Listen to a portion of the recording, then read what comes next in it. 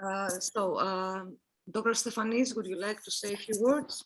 Then I will say a few words and then we can start. Κύριε Στεφανή. I'm afraid he is muted. He can't hear you. Εντάξει, δεν ανταποκρινόταν. No panic. Yes. Η τεχνολογία έχει αυτά. Θέλει ηρεμία, ψυχραιμία και υπομονή.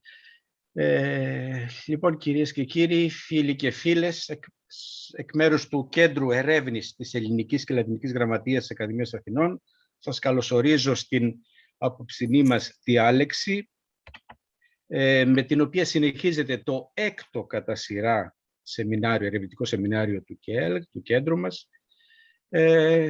Ευχαριστώ πολύ για την ευγένεια του καθηγητή κ. Παντελή Μιχελάκη που ανταποκρίθηκε στο κάλεσμά μας στην πρόσκληση της ΕΦΗΣ και θα μιλήσει απόψε για ένα τόσο επίκαιρο θέμα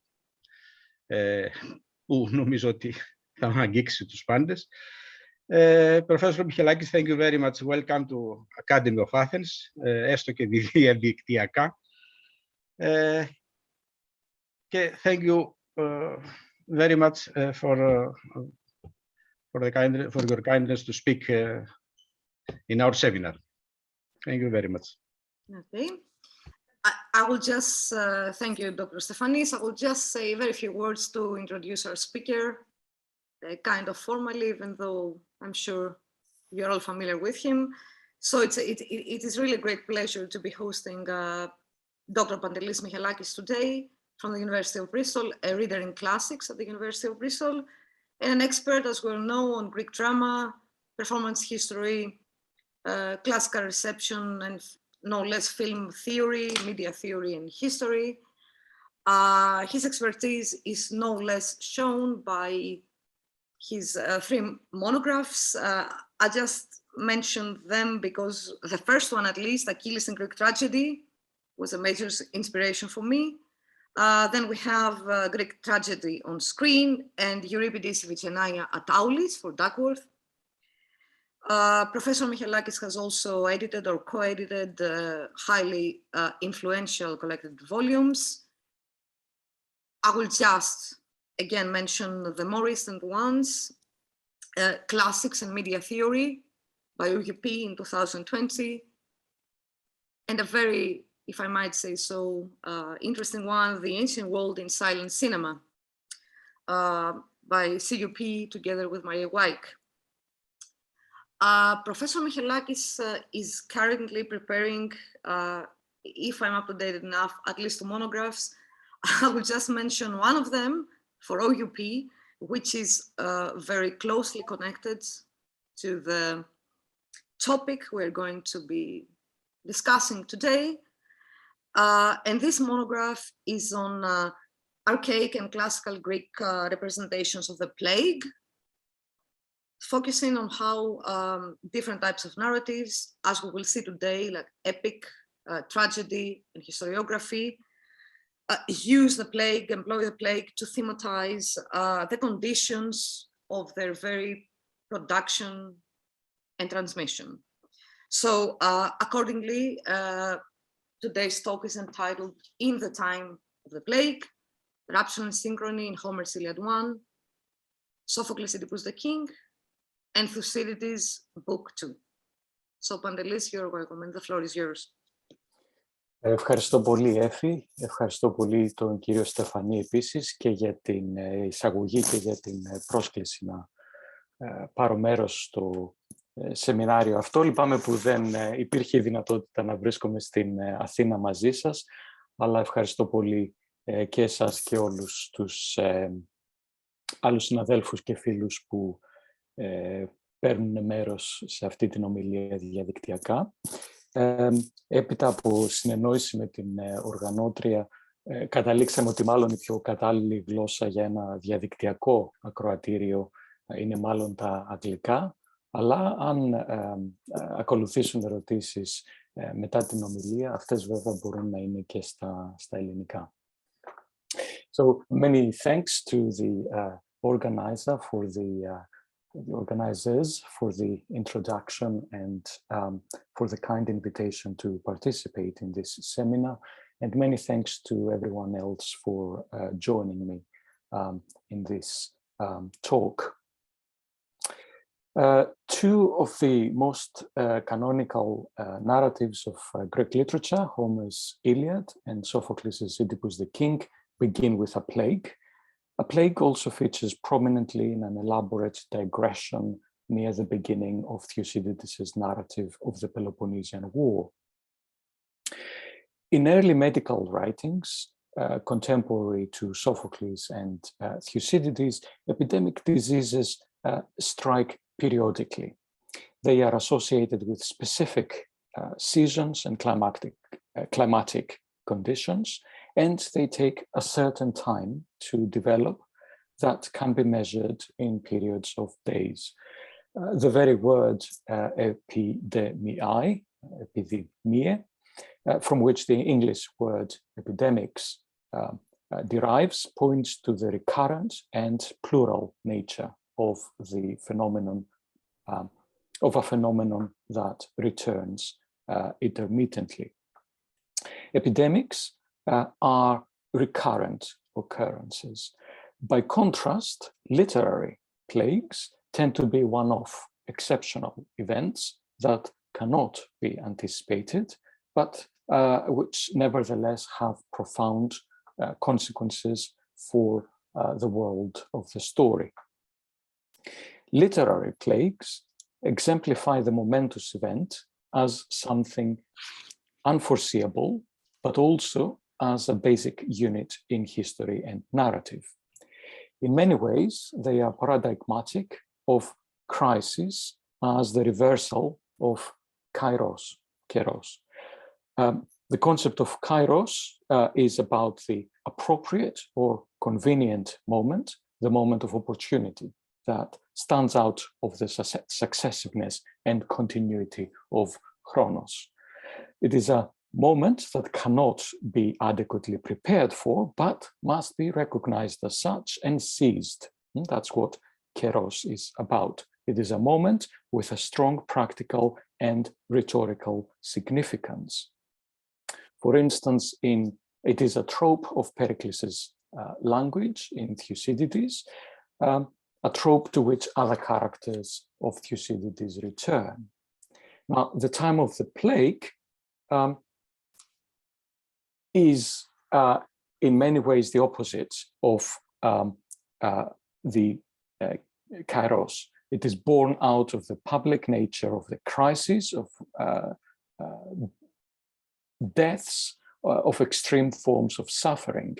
It is the time of a situation unfolding in ways that cannot be seized and whose magnitude cannot be recognized in its entirety by those who experience it.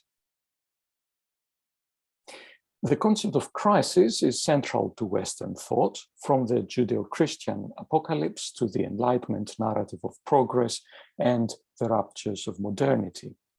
In this talk, I argue that plague narratives provide a powerful example of how temporal configurations of crisis are important to ancient Greek thought as well. In what follows, I use the term crisis in a twofold manner, as a period of time characterized by difficulty and insecurity, but also as a moment which is critical in terms of taking decisions or making judgments. So in doing so, in bringing together those two ways of thinking about crisis, I link the modern figurative definition of the concept, which derives from the technical use of the word krisis in Greek medicine, with the etymological associations of the word with the verb krinein, as understood in non-technical Greek. As a turning point, crisis is both decisive and calls for decisions. Decisions which set out to overcome crisis, but which end up bearing the marks of the conditions within which they are produced. My discussion proceeds in two steps. First, I look at the chaotic presence of the plague as experienced through the coexistence of multiple, often disjunctive temporalities. And second, I turn to how characters and narrators respond to this multitemporal reality by employing techniques of synchronization that seek to align different temporalities to one another and to coordinate themselves with other characters within the narrative, as well as with external readers, listeners, and spectators. And I conclude with a look at the workings of thinking itself in the time of crisis, with its recurring loops of prospection and retrospection. The desire to move things forward through the alignment of different times and temporalities goes through endlessly recursive moves, which pull us back into the multiplicity of the event. So before I get going, a disclaimer, a methodological disclaimer, which I think is appropriate at this point. The end point from which this paper has been written needs to be situated at the intersection of three areas of scholarship. So let me see if I can move my slides forward. Okay, so first there is the field of time and temporality in relation to Greek narrative, especially as it has developed in recent years around discussions of genre, the past, the future, anachronism, and metalepsis. Then the second domain is temporalities of pandemics in fiction and in scholarship, both before and during the current pandemic. And the third domain on which I draw has to do with narrative and time in relation to the concepts of heterogeneity, simultaneity, synchrony, and recursion. My interest is not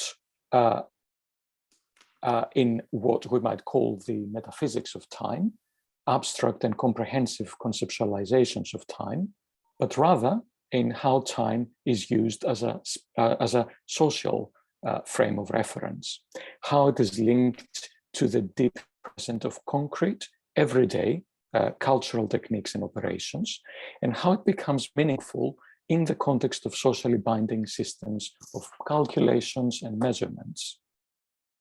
Also, the focus of what follows is not on the policing of categorical boundaries in perceptions and constructions of time along chronological, sociopolitical, or generic lines, say between archaic and classical Greece, or between antiquity and modernity, between poetry and history, or between epic, tragedy, and historiography. Rather, I'm interested in the possibilities opened up and the challenges posed by an attempt to situate the three narratives under consideration side by side as case studies for how canonical narrative constructs and understands the temporalities of crisis. The broader question in the background of this discussion relates to the challenges and opportunities posed to narrative by the concept of the unexpected. How can an unforeseeable occurrence ever apply in narrative where we know or can easily find out what happens next? And how, in the case of narratives that we single out as canonical, the seemingly impossible task of creating the unforeseeable is bound up with a desire to return to them again and again. So let us start with simultaneity. In plague narratives, simultaneity is about events unfolding side by side in ways that create epistemological overloading and uncertainty. Simultaneity increases the density of the narrative because it draws attention to events developing not sequentially, one after the other, but in parallel, in ways that cannot always be explained through causality, inference, or other syllogisms based on temporal sequencing. To appreciate the overwhelming presence of simultaneity in plague narratives, we need to observe its operations at the level of individual words and phrases, such as Hama at the same time, but also at the level of larger narrative units and in relation to narrative techniques associated with repetition, duration, suspense, and surprise. Homer's supposed inability to convey simultaneity has been a staple of studies of archaic epic, from Zielinski's relevant law to Auerbach's ever-present moment and Vivante's aesthetic moment. More recently, scholars have shown that this so-called inability of Homeric poetry to deal with simultaneity is intrinsically linked with aesthetic judgments of pre-modern literature and its assumed limitations. Scholars such as Garcia and Beck, to mention just a couple, have shown that we stand a better chance to appreciate Homeric poetry if we look at many of its techniques precisely as techniques for representing simultaneity. From parallel constructions to similes, flashbacks, transitional formulas between events, formal repetitions, and ring composition, Homeric poetry presents the present not as purified, timeless, and monolithic, as an absolute moment which reflects the autonomy of the work of art, but rather as multiple, heterogeneous, divided, and separated from itself. In certain ways, this shift in attitudes to Homer's inability or ability to engage with simultaneity reflect the more general tendency in conceptualizations of simultaneity to discard general rules and laws and to focus instead on the multitude of specific regulations that account for the constant repositioning of different observers. In the first book of the Iliad, there is much more attention devoted to what causes the plague and to what action must be taken to bring it under control than to what it actually feels like as a lived reality. The plague lasts 10 days, of which 9 are contained within a single line of text, which is also a complete sentence. There is no description of the 9 days of the plague, no access to what happens on the ground, but there are a few small facts that do emerge from this passing reference to the plague as a lived reality. We have Apollo's descent from Olympus. We have dogs and mules being attacked before humans. We have the iterative nature of arrows being fired one after the other, and the continuous burning of thick funeral pyres. Now, simultaneity of actions is often sought at the level of individual words and phrases that mark transitions in terms of contrast or analogy. We have words such as Hama, Au or Aute, Autar, Autos, Men, Allah, and so on and so forth. Now, at that level, if we consider at that level the description of Apollo's descent from Olympus, we will say that it is an example not of simultaneity, but of sequentiality. Apollo first hears crises, he then strides down from Olympus, and so on and so forth. However, Apollo's angry intervention into human affairs also brings side by side, for the first time in the poem, the very different worlds of gods and mortals as they intersect.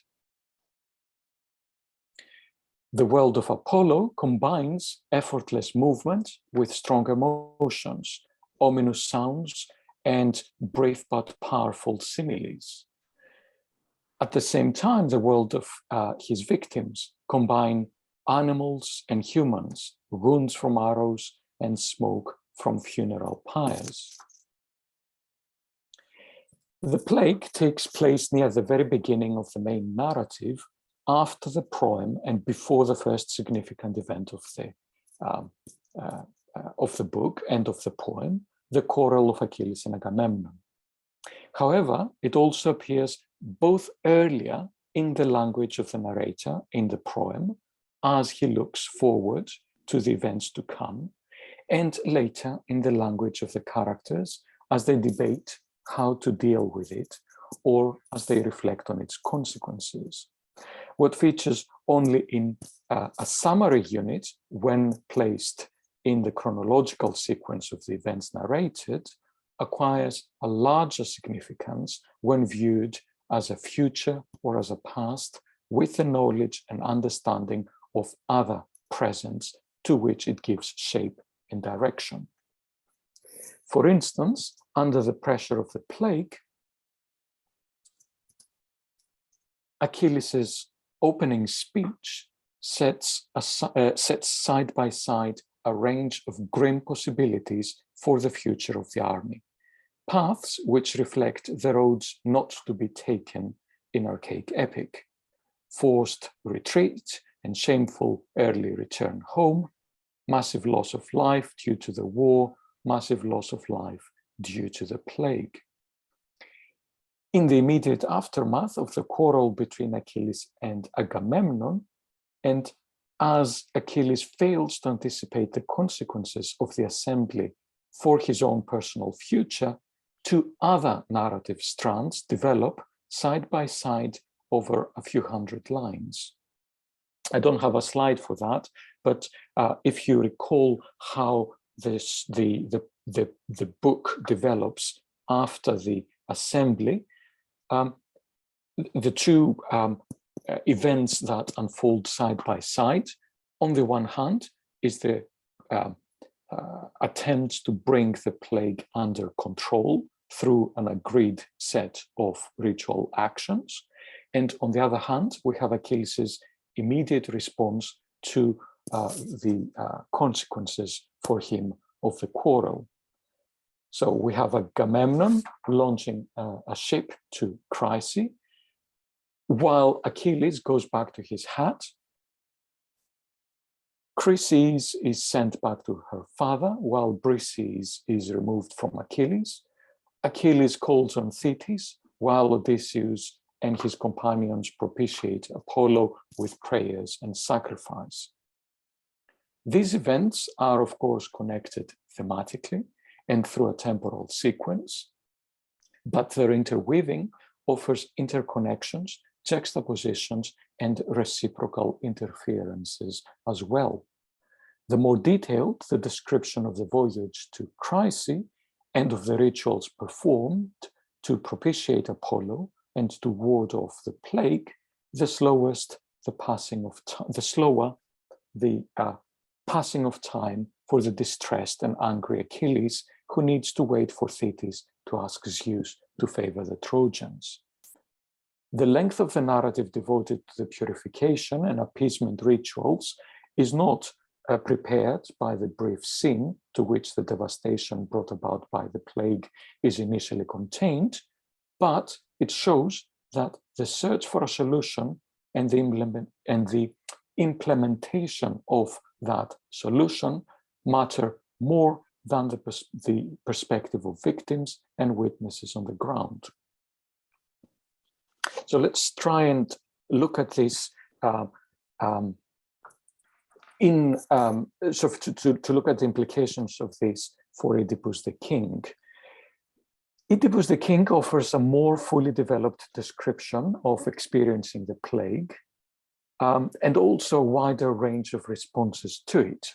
The play begins neither with the outbreak of the plague, nor with Oedipus's initial search for a solution, but with a climactic moment when competing temporalities internal to the time of the plague intersect and create a strong sense of urgency. On the one hand, things are getting critical for the city as everything is brought to a halt. On the other hand, pressure builds up for Oedipus to take action, to move things forward. In the opening lines of the play, incense, paeans, and lamentations fill the city at the same time, whereas the plague affects equally young and old, those on stage in front of the palace and those off stage in the marketplace, crops, herds, and humans. It is not just at the level of individual phrases that simultaneity manifests itself, but also at the level of scenes mirroring or echoing one another. In Oedipus the King, the description of the lived reality of the plague is embedded within two types of narrative with future orientation that, despite their differences, mirror each other in numerous ways. We have a supplication and we have a prayer. The Thebans who supplicate Oedipus in the opening scene of the play, and the Thebans who then pray to gods in the entrance song of the chorus, are both desperate to find a way out of their suffering, but both groups are also compelled to return to that experience of the plague as it unfolds off stage, and also to face lost, long forgotten aspects of the past without which the current crisis cannot be brought under control. The opening scenes of the play provide no indication of why the plague breaks out so many years after Oedipus's parricide and incest, and on the day that news reached Thebes of the death of Polybus in Corinth. Nor indeed do they prepare for the fact that what begins as a crisis for the entire city will transform over the course of several scenes into a crisis for its protagonist. A first example of the kind of simultaneity that propels the action forward is provided when Creon returns from Delphi at the very moment that Oedipus informs the suppliants with whom he is conversing that he is waiting for news from the oracle. As Peradotto puts it in his ironic mantra that draws on Aristotle's Poetics, things like that do not appear to happen by accident. In fact, this is the first of numerous coincidental timings throughout the play, which are instrumental for its fast pace, for its effectiveness in the way in which it uses surprise and suspense. And I would add, together with Peradotto and other readers of the play, for the affirmation of what can be seen as a theocratic and prophetic rhetoric that mystifies unpredictability and chance as determinist forces in human affairs. But just as numerous coincidences look more and more inevitable, and as the crisis of Oedipus's identity takes center stage, other issues, such as what happens with the plague and what happens with the city that has suffered so much in the opening scenes of the play, are pushed aside in ways that have left scholars divided as to whether they skillfully fade away or whether they are awkwardly suspended or suppressed. So let's bring in Thucydides at this point. In Thucydides, simultaneity is also emphasized repeatedly. For instance, in book 1, where the plague is mentioned for the first time, the temporal simultaneity of war and natural disasters is stressed in a way that draws attention to their coincidence. Even more emphatic is the simultaneity between the plague and the war. It is repeated on numerous occasions. It explains why the narrative of the plague is framed in Book 2 by smaller narrative units concerning the Peloponnesian invasion of Attica. And again, it is presented as a destructive but unforeseeable combination of different types of negative, threatening superhuman power. Simultaneity manifests itself in other ways as well, as it is suggested by the impact of the plague on the city and on the fleet, through simultaneous symptoms in different parts of the human body, and so on and so forth. We could be spending some time talking through the passages on this slide, but I think you get the point. In the context of the plague, being able to see clearly, as Thucydides' narrator claims to do for us, as a victim of the plague and as a witness of how others have suffered by it, is to be able to see side by side, all at once, different sequences of events which are linked not through their causes, but through the cumulative effect of their diverse symptoms. Now, looking at the overall direction, this is another slide, don't worry, I'm not going to take you through this either, but looking at the overall direction of Thucydides' account of the plague, the focus is more on description and analysis than on chronological development and narrative progression. For instance, there is no explicit indication of the overall length of time of the plague provided until Book 3, where the plague turns out to have lasted much longer than one might have inferred from Book 2. We will turn to that a little bit later. And we also do not have precise day-to-day descriptions that enable narrative speed to be charted with any accuracy. That the material is almost completely descriptive and analytic rather than narrative and chronological is evident right from the introductory sentence, which does not just indicate the general direction the unit is to take, but rather states its entire topic. And it is reiterated at the end of the section, which is clearly marked through a concluding phrase at the beginning of 254, which is then repeated after a small digression, a digression within a digression at the end of the same chapter. That's 254.5.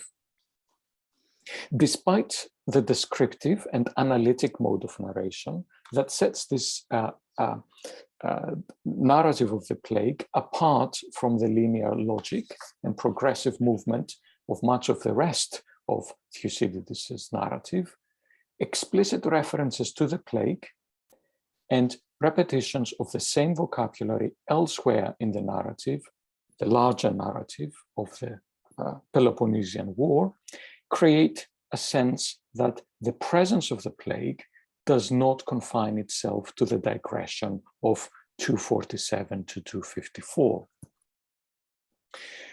It is present during the military activities outside Athens, outside the city of Athens, that come before and immediately after it. So that's the ABA cluster that I flag up for you on the right-hand side. It is present during the military activities outside Athens, it is present not only in the military activities outside Athens, in that ABA cluster, but it also hovers menacingly above Pericles' final speech. It hovers menacingly over what happens to the Athenian fleet outside Attica. It comes back in book 3.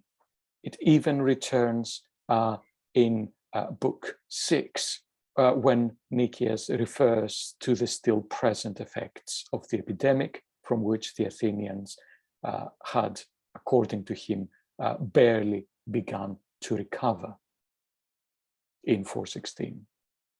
The plague makes itself present through juxtapositions, verbal echoes, and thematic parallels too, as is the case with its return in discussions of civil strife in book 3 and of military defeat in Sicily in books 6 and 7. So that's, I have marked those verbal echoes with passages 4, 5, and 6 on this slide. I hope you have been able to follow the different levels at which the plague, as we have it in book 2, converses with other parts of the, and returns, reappears, reemerges, becomes relevant in other parts of Thucydides' narrative. So in Thucydides, simultaneity is an element of surprise and coincidence in raising the question of how to assess the temporal contiguity of events.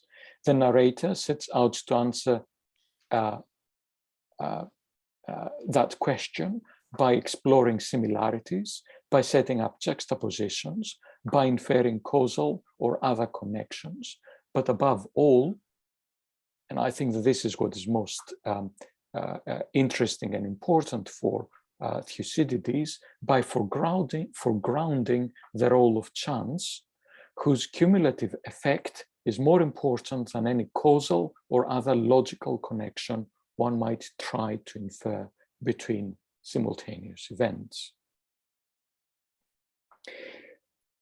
Okay, so let's now move to the second half of this talk. Let's move from simultaneity to synchronization.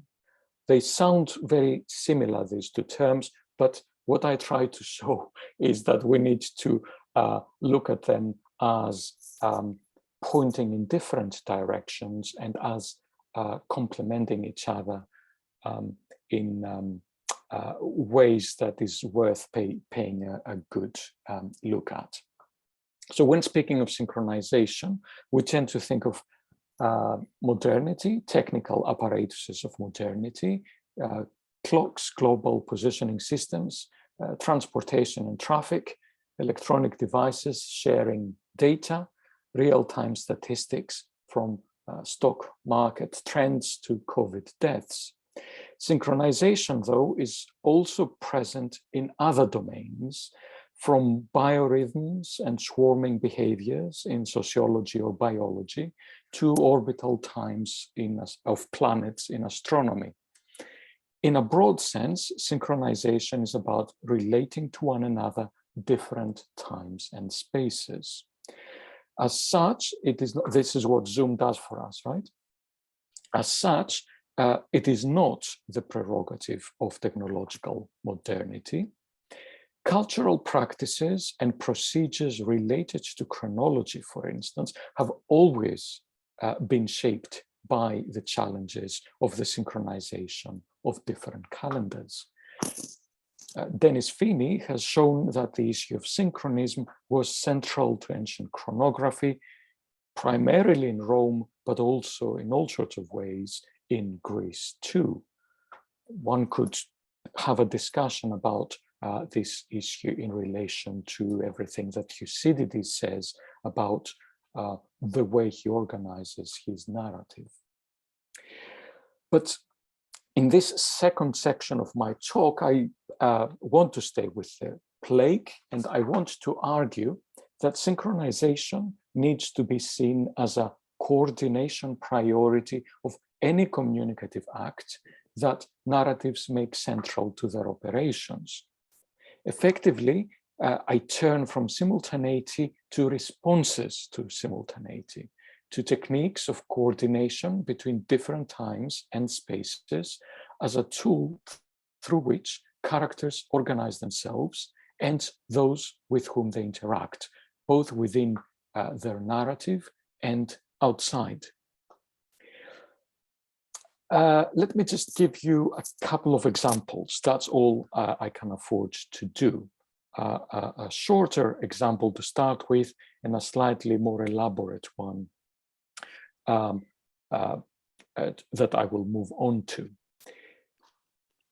A very basic set of techniques of coordination that is prevalent in the time of the plague has to do with commands. Commands are prevalent because they are a method of instruction based on the automatisms of well-honed routines of group behavior. Quick decisions call for precise implementation. The fact that they leave no room for reflection, discussion, or negotiation can lead to conflict, but can also make them very desirable. Commands include imperatives more than anything else, but they also include exhortations, supplications, prayers, expressions of purpose, threats, prohibitions, and curses. Commands raise issues of agency and control that require a much more in-depth analysis than I can afford here, but let me just explain how they are relevant to the issue of synchronization through just a quick look at a couple of passages, which, if I remember well, I have not included in my slides, so apologies for that. So in Iliad 1, commands are hurled in all directions as the characters of the poem want others, whether those who are close to them or far away, like gods who are far away from mortals, to tune into their needs and help them match their desires with action and their language with reality. When we first, we are first introduced to Agamemnon, the commander, as he commands, not his army, but Chryses to go away. And we are then introduced to Achilles, who is not supposed to be a commander, as he calls the assembly and directs the Achaeans to ask a seer, priest, or dream interpreter the cause of Apollo's anger. The plot unfolds because Agamemnon has taken the initiative to reject Chryses, because Chryses has taken the initiative to ask for Apollo's help, and because Achilles has taken the initiative to find a solution to the problem of the plague by calling an assembly. Similarly, in Oedipus the King, commands are instrumental for the ways in which the protagonist processes the different problems he encounters at every stage of the plot and weaves them into a single fast-moving investigation. I'll skip the examples, but just follow the imperatives and you will find them. They are all there. They jump out at you if you look for the way in which commands are administered through those verbal forms that we identify as imperatives, subjunctives, and so on. In Thucydides too, where speed becomes haste, as the hard-pressed Athenians resort to action without coordination, we find commands, but we really need to look for them not in what the characters do as they try or fail to coordinate with one another. We need to turn instead to the narrator's exhortations towards the readers and to Pericles' admonishment of the Athenians after the plague for examples of how to synchronize group behavior can work in ways that will allow the city of Athens to move on from the plague and for readers of the narrative to recognize the plague if it ever comes back. So that was the first of the two types of example that I wanted to bring into my discussion of synchronization. Another broad set of coordination techniques on displaying the three narratives has to do with counting, has to do with measuring. It has to do with bringing under control the plague by counting.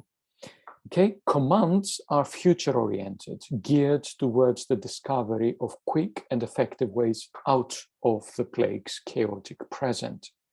Counting, on the other hand, is geared towards managing the disjunctures of the present and imposing order on them. In the Iliad, the duration of the plague, I think we can probably move on to this slide now. Much of the plague is, as I said earlier, contained within a quite common type of numeric interval, 9 days.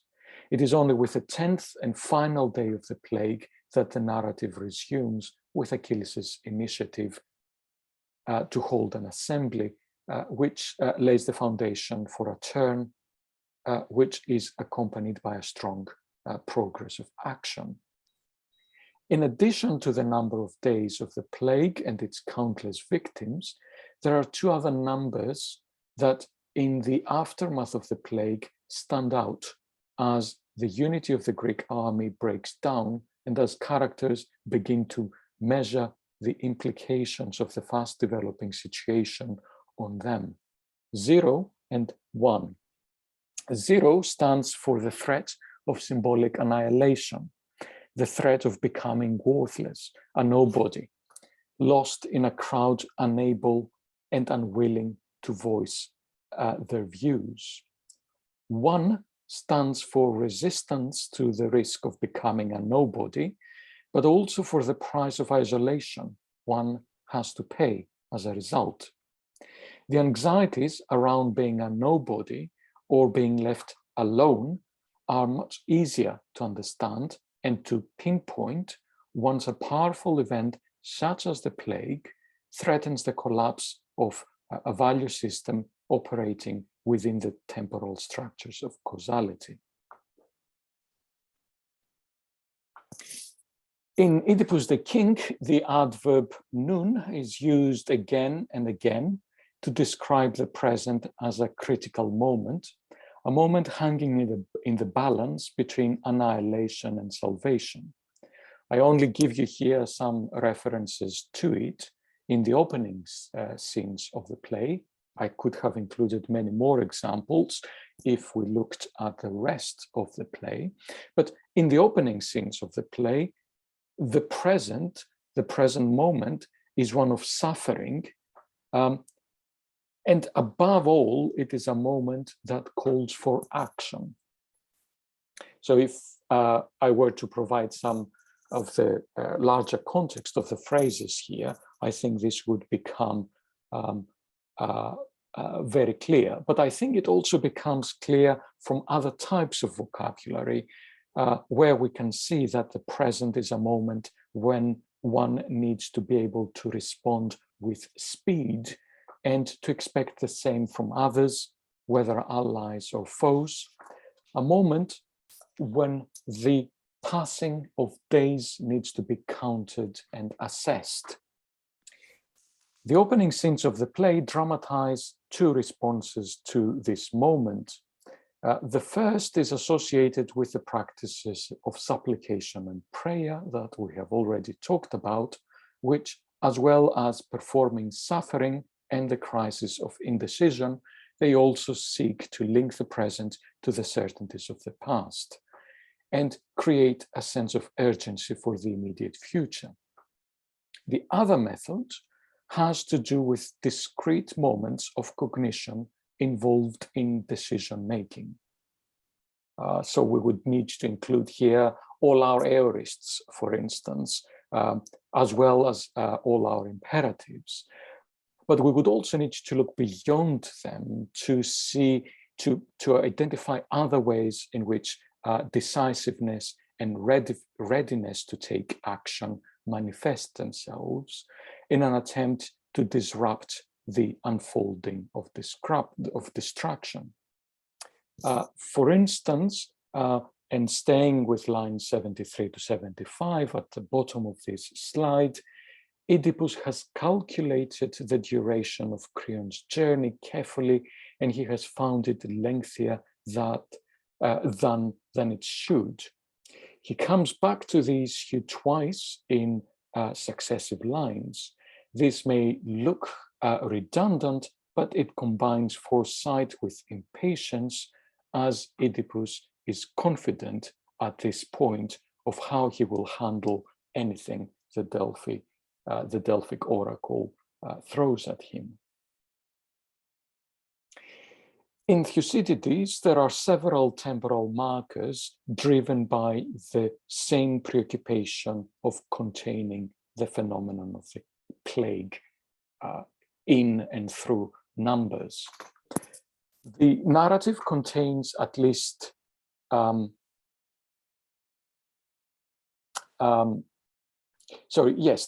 plague appears as a specific event that takes place in the second year of the war, a few days after the invasion of the Peloponnesians, at the very beginning of the summer season. Thucydides is at pains to be as precise as he can with the system of chronology that he operates with. The narrative contains at least one more specific seasonal marker, the stifling heat of the summer. That's the third of the phrases on the slide. And moving on to the fourth one, a precise calculation of the days of the illness when death would occur. Now, although in Thucydides there is no such thing as the year of the plague, as we have it in later plague narratives that often structure the description of the plague in the manner of a chronicle, we do, however, get claims like this one regarding the uniqueness of that year and how distinct it was from other years. Moreover, the narrative identifies one by one the moments when the plague originally strikes. When it first appears in Ethiopia, when it first strikes in Attica, when it first strikes in Piraeus, when it first seizes the body of the patient, and so on and so forth. The narrative marks not only moments when the plague appears for the first time, but also other firsts. The period at first when physicians did not know what they were facing, the time when lawlessness first erupts among the Athenians, the moment when the Athenians began a new course of action in their attitude to hope. That's the trapomenoi references at the bottom of this slide, to as they turn to as their attitude to sacred and profane laws suddenly changes, and as their modes of burial also change. Once again, etrapondo at 252.4. It is not only the time when it all begins that is marked in the narrative then, but also how it all begins. The end of the description of the plague, as we said earlier, is also clearly marked through a concluding phrase at the beginning of chapter 254, which is then repeated after a small diversion at the end of the same chapter. A double ending, if you like, or a repetition of the ending of this part of the narrative that gives the impression that the plague itself definitely ends here within the summer season of 430. However, book 3 presents the reader with other calculations, which are really quite surprising, both because we cannot see them coming, but also from book 2, but also because they are in tension with one another. First, that the plague struck again in 426, 427 to 426, and second, that it never quite stopped. Neither of these points are prepared for in any way in book 2, where the plague's duration appears to be the summer months of 430. Now, I could conclude this analysis with a discussion of the myriad errors that can enter synchronization procedures in calibrating exercises. That could become, I think, a lengthy part of this discussion. Scrutinizing such errors in each of the 3 narratives would help explain how the collective threat to life brought about by the plague is transformed into a crisis of social status and identity for specific individuals, such as Achilles, Oedipus, and Pericles. But what I would like to do instead is to consider briefly the broader question of the dynamic nature of synchronization processes and procedures, and of the temporalities of thinking itself. In Thucydides, the impact of the unpredictable, the sudden, and what happens contrary to calculation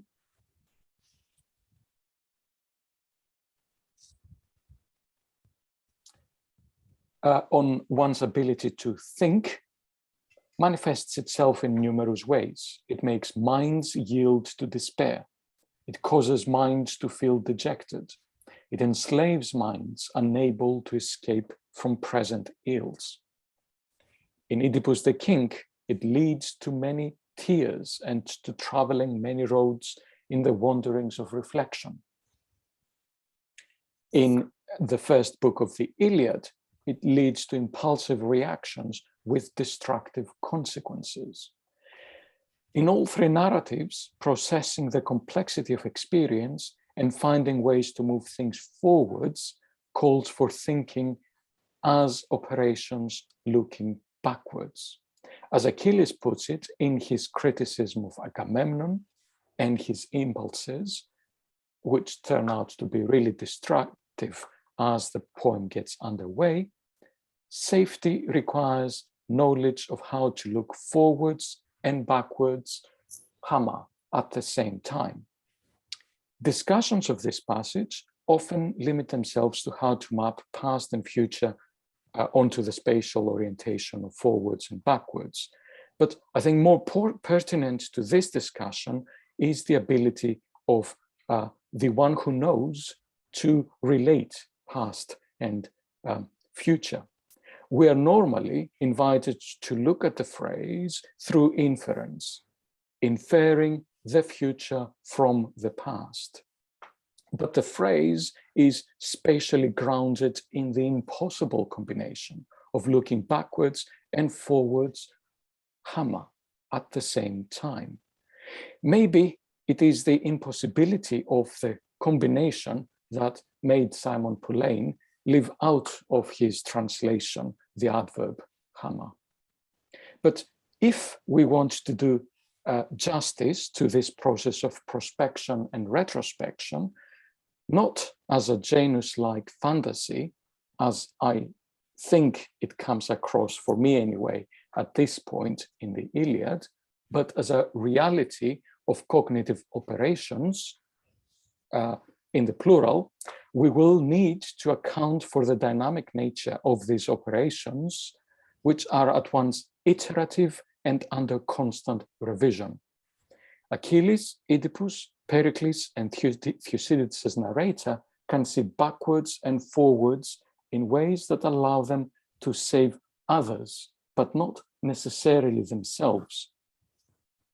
As the chorus puts it in Oedipus the King, knowing in advance or even on time which day is going to be crucial and in what way is the prerogative of time itself, assuming one is prepared to give time agency, or alternatively, the prerogative of a position outside time, as the concluding lines of the play have it. Now, research on knowledge structures suggests that people simultaneously keep track of all sorts of different things: physical changes, goals and plans, causes and effects, actions and objects. It is tempting to try and explain human understanding of events in terms of one of these sets of features. However, the fact that each of them tells something about the others has two consequences. First, it makes tractable the problem of following what is happening in a complex dynamic world. Second, it means that an account of event understanding must include multiple sources of information and their connections. Now, the three plague narratives discussed in this talk belong to genres associated with what, with Nick Lowe, one might call the tragic or minor plot key of Greek literature, where the story universe and the rules that shape it elude the control, though not necessarily the comprehension of the characters. Plague narratives give access to moments of collective crisis and responses to those moments. If the plague resets time, this must be understood as the simultaneous operation of forces of disruption and synchronization affecting different times, including those of experience and understanding, past and present, the times of the narrative, and the times of those of us who come into contact with it. The plague's reset pattern makes it possible to look into the temporal moment as an overwhelming, chaotic, discontinuous temporal space of diverse, concurrent temporalities that may or may not relate to one another, a space of gaps, ruptures, and pauses. But it also provides attempts to confront and contain that moment through practices and operations of thinking that unfold in recursive variations. Such operations pursue the stability and the certainties of the continuous flow of linear time, but because of their multiplicity and provisionality, they are also drawn back into the heterogeneity and simultaneity of the event they seek to contain. Synchronization is a response to the epistemological and affective overloading caused by simultaneity, but it is also itself a mode of linking different presents across different domains in ways that add to epistemological and affecting overloading. The capacity of classic artworks to transcend the temporal circumstances of their creation in order to create meaning in different moments and places, their capacity to situate themselves, in other words, as much to the present as to the past, has been conceptualized in different ways. Kermode has provided a twin definition of the classic as standing outside time or as withstanding the passing of time. Porter has stressed the regressive nature of the classic, whereas Moxie and more recently Rood, Attack and Phillips have discussed the classic as anachronic or anachronistic. what I think can be meaningfully added to such discussions of the temporalities of the classic is the need to foreground temporal multiplicity and the dynamic nature of that multiplicity.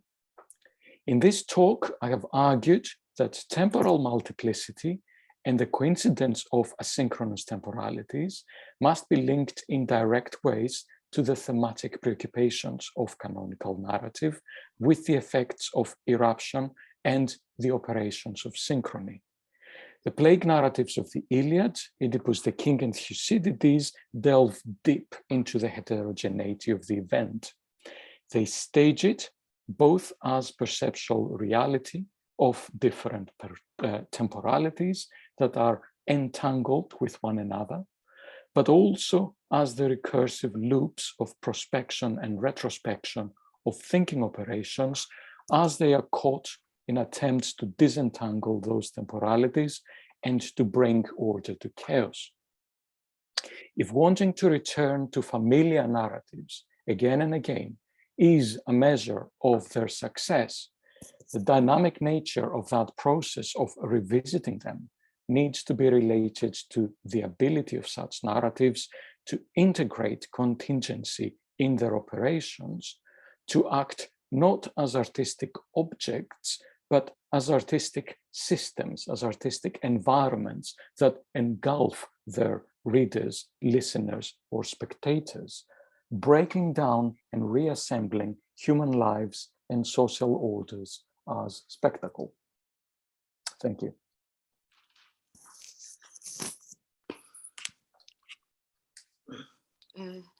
Thank you very much, Pantelis, for this very dense paper. Yeah, thank you very much for this very dense and rich paper. I see we have already some people who want to ask something. So, Professor Makrigianni.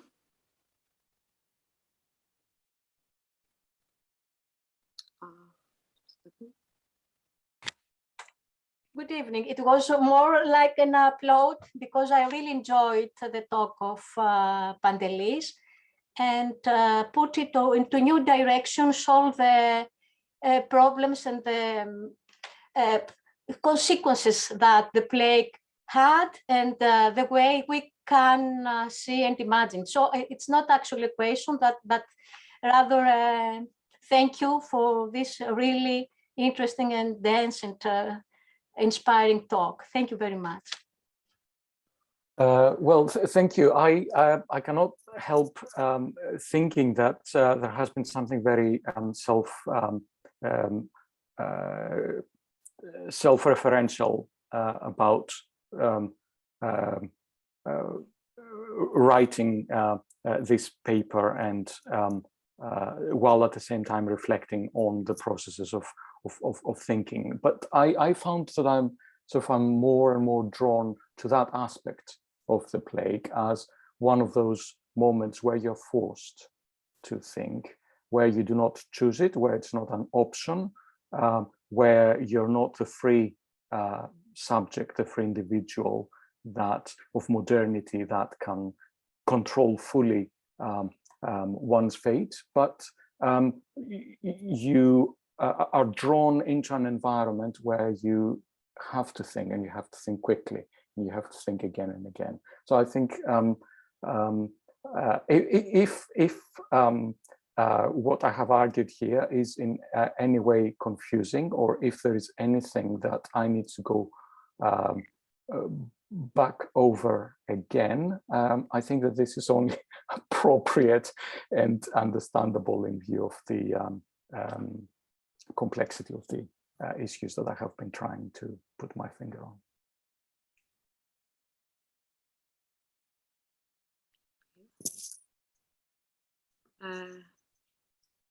Dr. Keramari.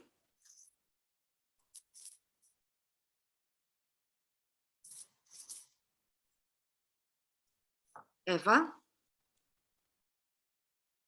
Yes, yes, hello. I didn't have a question. It was also an applaud. Thank you very much. It was very interesting, and I'm still trying to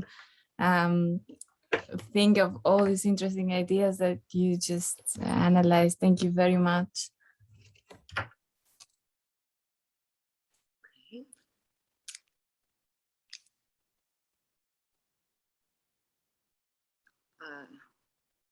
Professor Paschalis.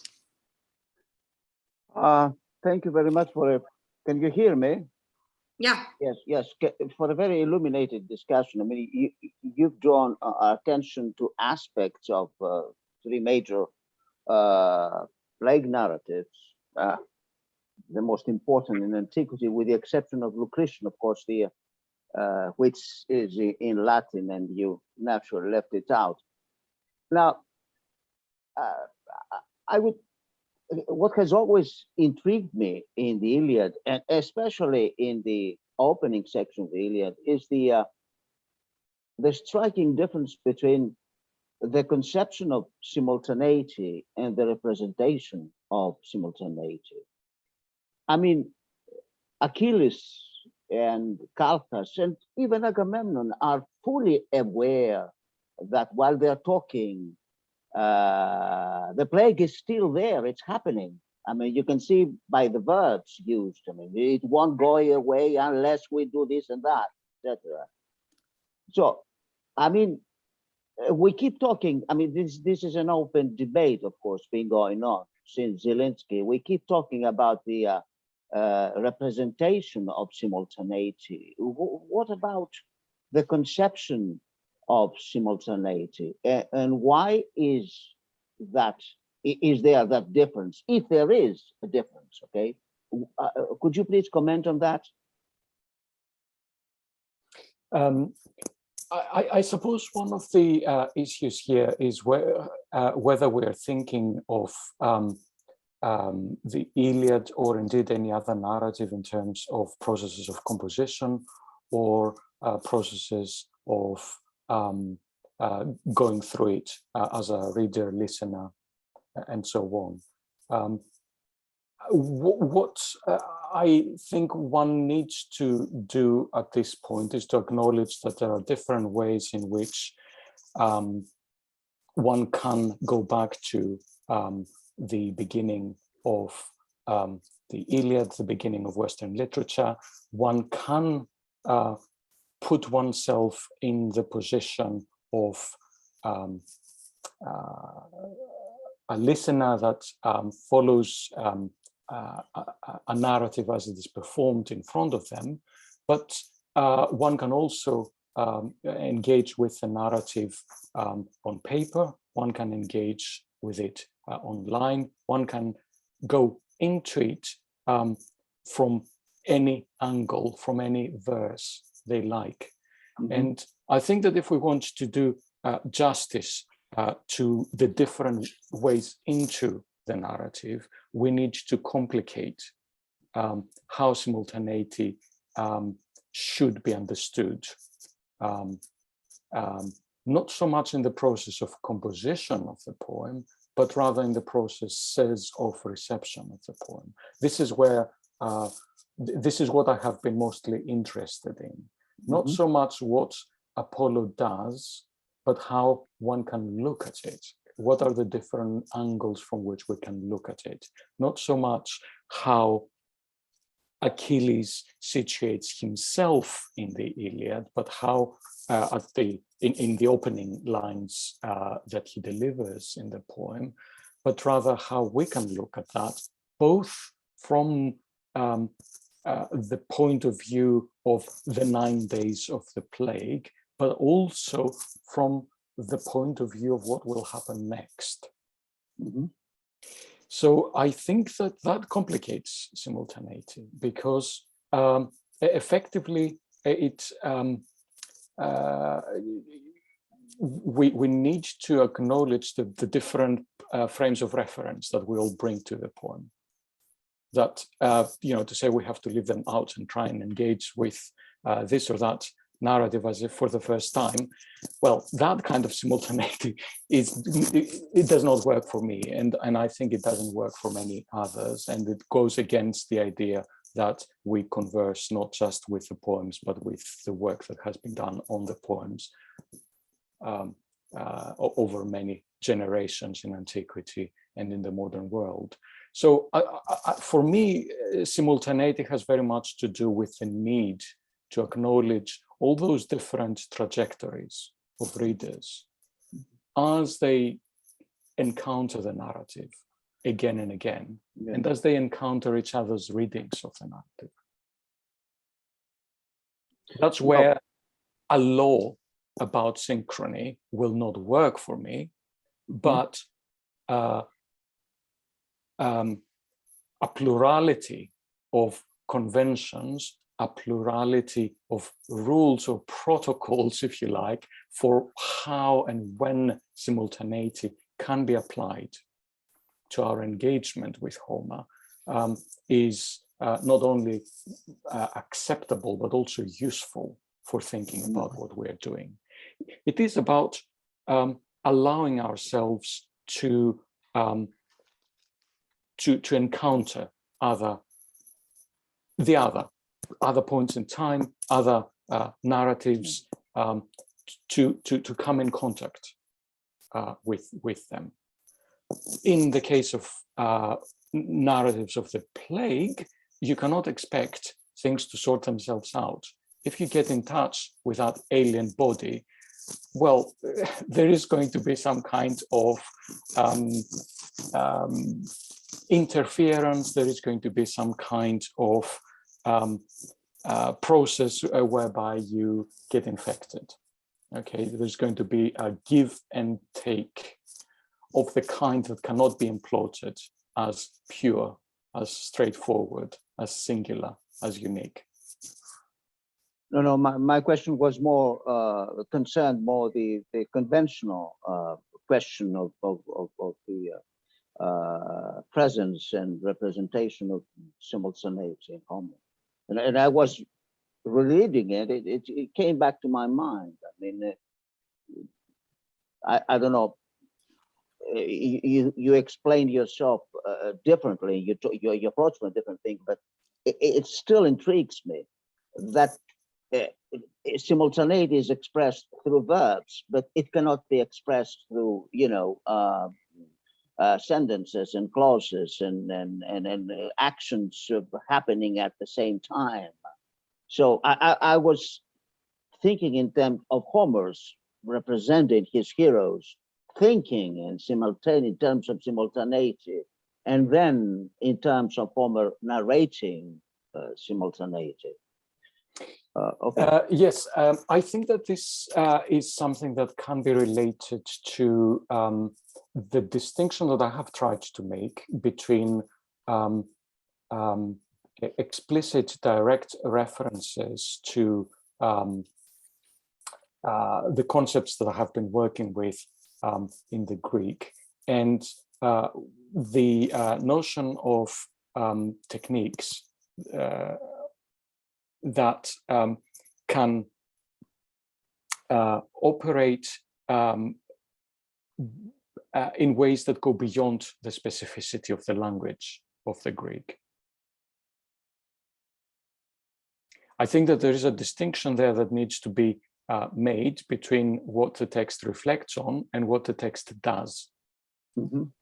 And for me, both of them are equally important, and unless you bring them into contact with one another, unless you try to achieve some kind of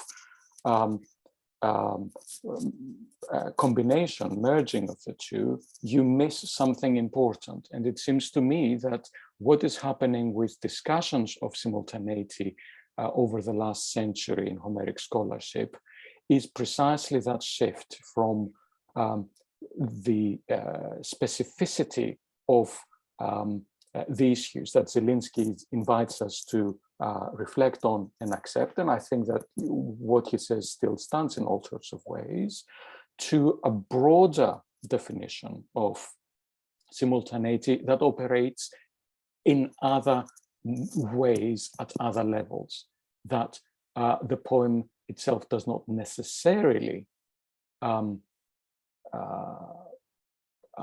engage with linguistically, but it engages with them in a performative manner. Thank you.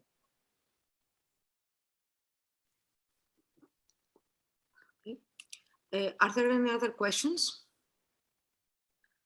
I was seeing some hands, but now I don't see them. So if someone has a question or a comment, he can just, or she can just. Okay. Give me a moment.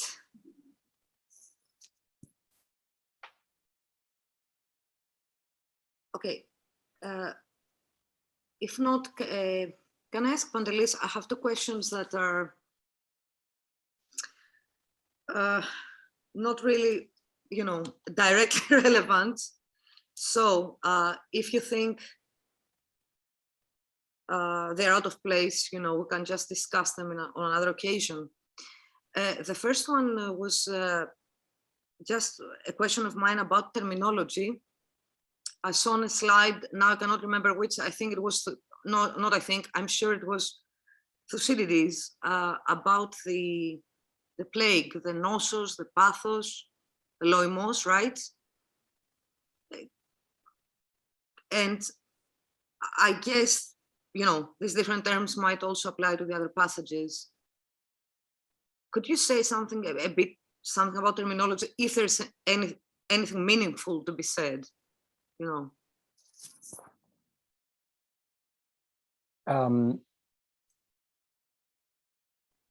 Yes, do you want to become more specific as to what exactly you are interested in? Because I think yes. Sorry, my question was basically whether there is a meaningful distinction, between these terms in this narrative.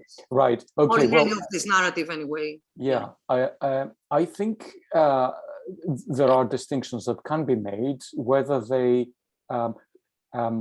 whether they help, how they can make a contribution to a discussion is, I think, the real issue here. Mm-hmm. And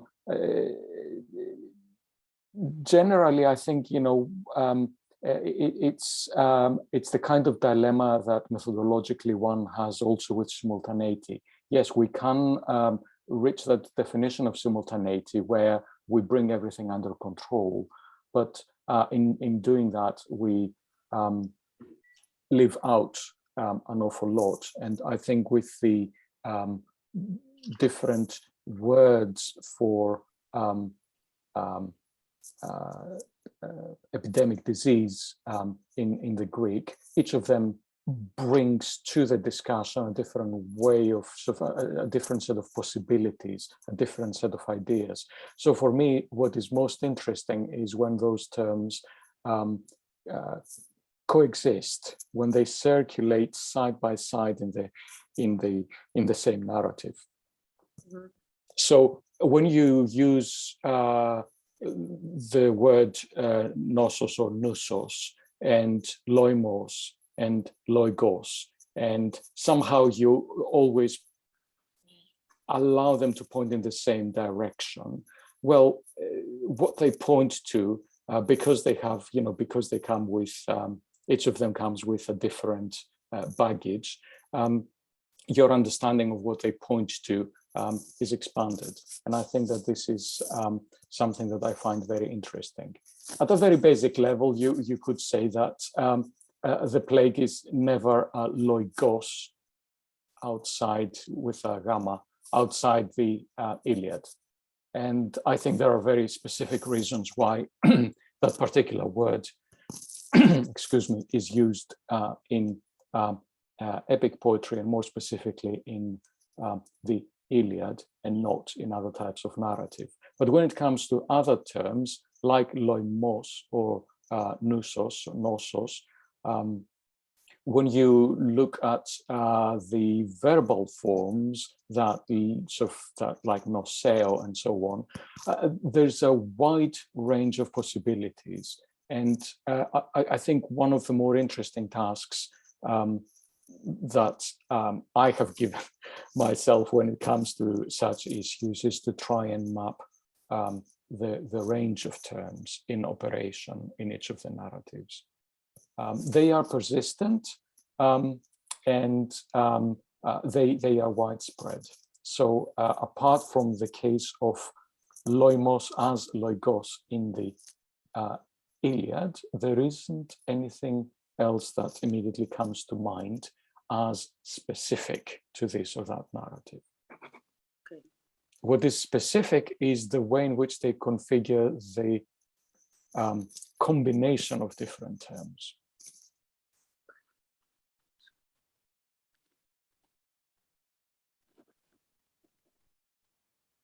So what I would much not about this subject, I'm just writing that down. Yes, sir. yeah, well, what I don't think that can easily be done with this vocabulary is the kind of thing that you often get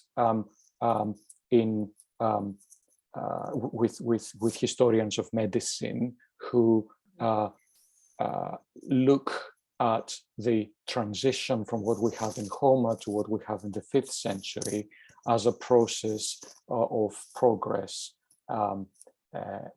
or evolution, or I don't know whether it's a teleological project leading on to the birth of, medicine. I don't know what it is. But what we cannot do, I think, with literary narratives is to historicize the use of these terms in ways that show some kind of forward movement. I would resist that. I don't think that the ways in which these narratives are circulating in all sorts of different places and times allows that kind of strictly historicist approach to issues of vocabulary. Mm-hmm. Maybe it can be done with other medical terms, but I'm not sure that the results would be very promising if we tried it with the specific terms for epidemic disease that we are talking about.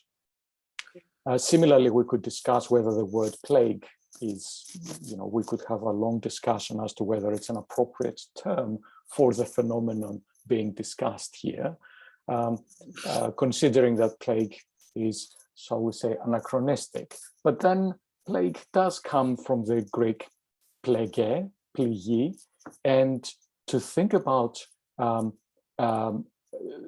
Greek narratives of the plague side by side with biblical plagues, pliges, I think opens up all sorts of very interesting possibilities for how epidemic disease is conceptualized in such cultures. Yes, thank you very much. This is crystal clear, and this is also very, very interesting. Ανοίγει πληγές, to be cheesy. Right. Yes.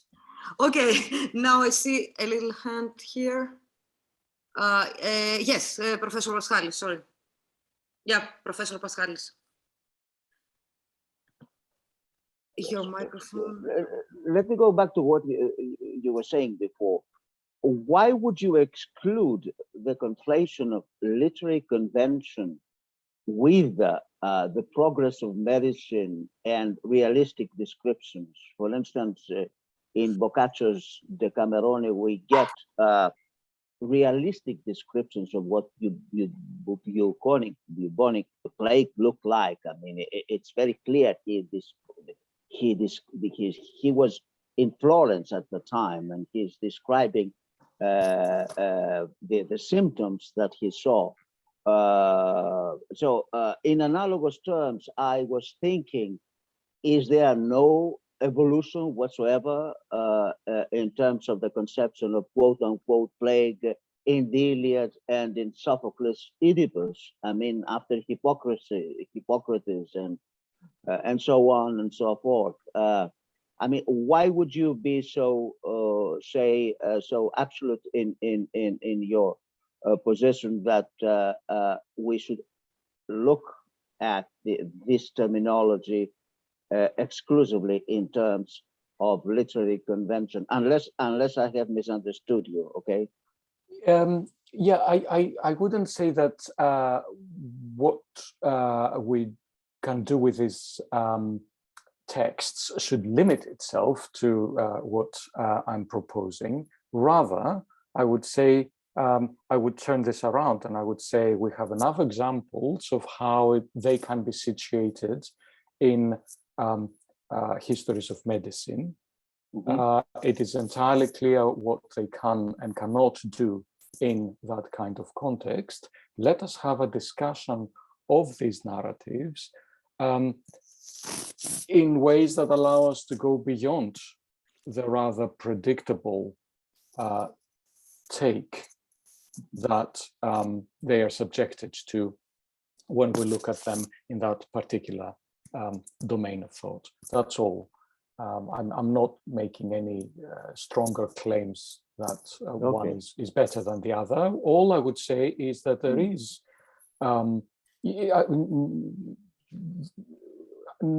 a number of people have looked at these texts from the point of view of the history of medicine, and they have debated what kind of contribution they can make to that field, both in preparation for the emergence of medicine in the 5th century, but also in a broader sense. But what I think is missing from this is, okay, so there's that on the one hand, and what I find limiting, what we have not talked about, but what I think can be brought into this discussion as also in some ways limiting, is a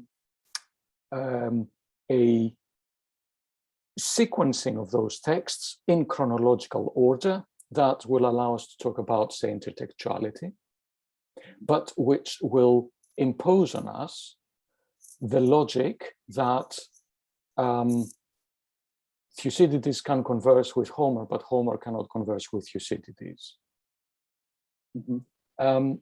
Readers of the two texts after Thucydides, both in antiquity and in modern times, had no problem whatsoever to bring them together, to read them side by side, to read Thucydides through Homer and Homer through Thucydides.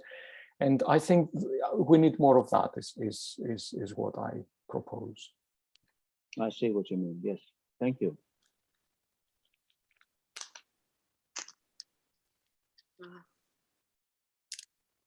Okay. So, if you have no other questions, let us thank Panelis again, once more. And I think we'll agree that we do look forward to the book. When do you think it will be kind of presentable? I don't know anything I say at this point. Yeah, it will appear at some point. But I appreciate everyone's time, and I appreciate the thoughts and the questions and the challenges. You have given me much to think about and bring into the mix. So thank you very much. I really appreciate it. Thank you very much for the Thank you. Thanks. Thank all of you for being here, and we'll see you next time, hopefully. Okay. So, thank you, Panelis. Okay. Γεια σου, Εφη. Yeah. Thank you very much, Professor Michelakis, for this fascinating lecture and the wonderful presentation, and all of you for your participation in the seminar of Research Center for Greek and Latin Literature of the Academy of Athens. Σας ευχαριστούμε όλους. Καλό βράδυ. And και η πανδημία να τελειώσει και να μιλούμε μόνο για την αρχαιότητα. Ευχαριστούμε πολύ. Καλό βράδυ. Καλό βράδυ σε όλους.